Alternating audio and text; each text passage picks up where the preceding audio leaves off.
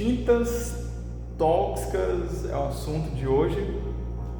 Vou trazer aqui para vocês um pouco sobre as características de metais pesados e também trazer dois tipos de compostos voláteis.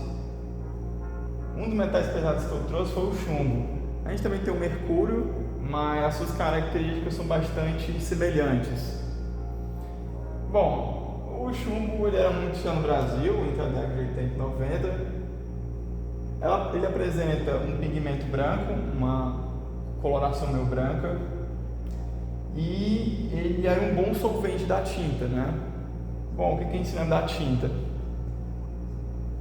A tinta tem alguns compostos e um deles é o solvente. O solvente ele é responsável por evaporar, e quando se evapora totalmente, quando a gente respeita a secagem, acaba deixando uma película fina e vai deixar o filme. O filme é justamente a resina, que vai dar proteção a mais à parede. É ele que vai trazer resistência química maior. Então é por isso que o pessoal utilizava muito chumbo, porque trazia muita durabilidade às paredes e trazia muita resistência a intempéries. Ou seja, e não só isso também, ele usava como solvente, ele tinha uma secagem muito rápida, né?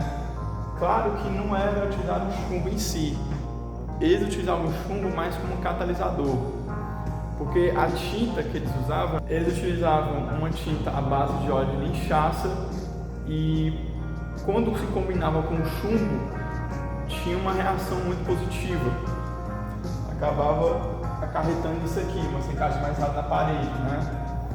Porém, tem as suas consequências. Um motivo que o chumbo foi deixado de ser utilizado foi porque ele tinha esses dois probleminhas. Poderia ter mais, claro, tem os seus derivados, né?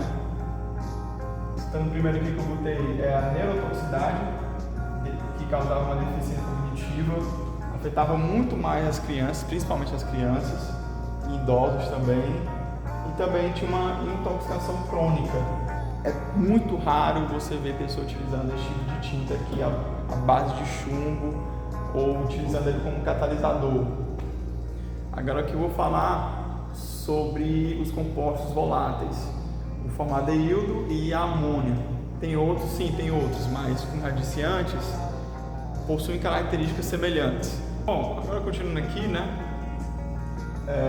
Esses aqui são compostos voláteis. Eles são bastante utilizados como aditivos, né?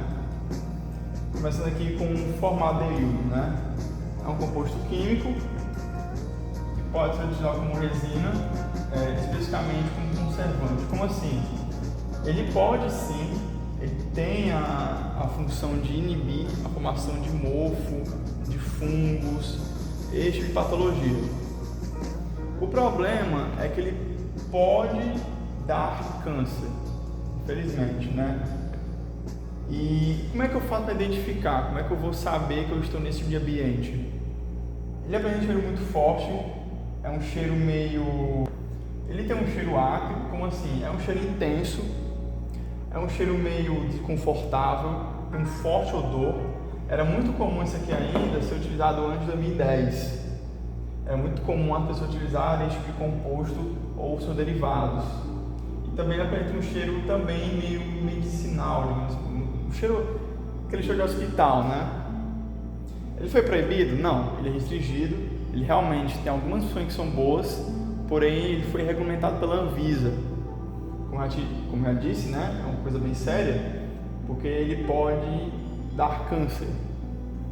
E também a gente tem a amônia. A amônia também, ambas foram restringidas. Porém, a amônia ela é bastante mais utilizada do que o formaldeído, porque ela regula o pH da tinta, fazendo com que a tinta não reaja tanto com a parede, né? Porque tem algumas tintas que, quando combinadas com o concreto às vezes pode vir com muitos sais minerais.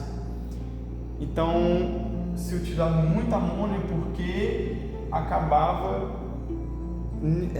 ajustando o pH da tinta para não reagir tanto com o concreto, fazendo com que evitasse patologias como a eflorescência.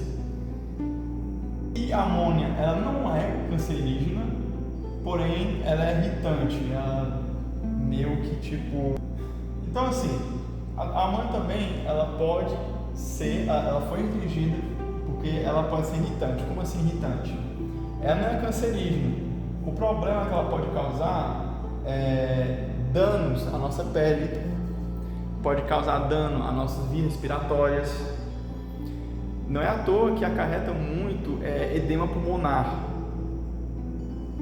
Ela tem uma propriedade muito corrosiva, e isso é muito danoso para a nossa pele.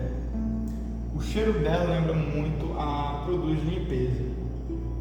Tá, mas como é que eu faço para remover esse tipo de tinta? Não é muito simples, recomendável que se chame profissionais, mas caso você tente fazer isso por conta própria, é recomendável que o ambiente esteja ventilado e que você esteja utilizando uma máscara, certo? Porque caso você não esteja utilizando máscara, como eu falei, são tintas tóxicas. Então, a poeira que for levantada ali pode entrar nas suas vias respiratórias e pode acontecer algo terrível, né? Depois, hoje em dia, tem alguma alternativa? Sim, é claro que tem. É muito fácil você encontrar em mercado hoje em dia. É muito comum atualmente se usar tintas à base de água. Assim, hoje em dia se usa mais tinta à base de água, como por exemplo a tinta acrílica e a tinta epóxi. Elas são mais duradouras e menos poluentes. E essas tintas, por mais que elas não tenham uma secagem muito rápida, porque elas não são tão voláteis quanto essa daqui. No entanto, são muito mais saudáveis e muito mais seguros à saúde humana. E também não afeta tanto a natureza em si, né? Então esse assunto interliga um pouco com sustentabilidade. Espero que tenham gostado do vídeo e tchau!